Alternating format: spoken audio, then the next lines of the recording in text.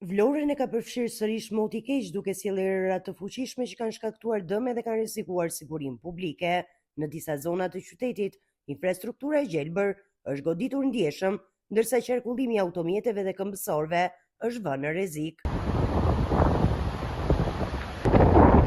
Një pemë shumë vjeçare është rrëzuar pranë rrugës kryesore duke krijuar situata rrezikshme për drejtuesit e mjeteve, ndërkohë në pylljen e sodës, disa pisha janë shkulur nga era e fortë, duke bllokuar segmentin që lidh zonën me fshatin Zvërnec.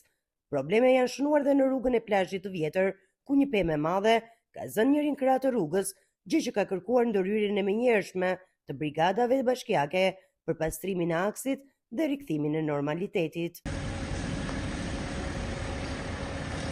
Autoritetet vendore po vijojnë monitorimin e situatës dhe kryerjen e ndërhyrjeve të nevojshme për garantimin e sigurisë së qytetarëve, ndërsa apeluan për kujdes të shtuar deri në përmirësimin e kushteve atmosferike.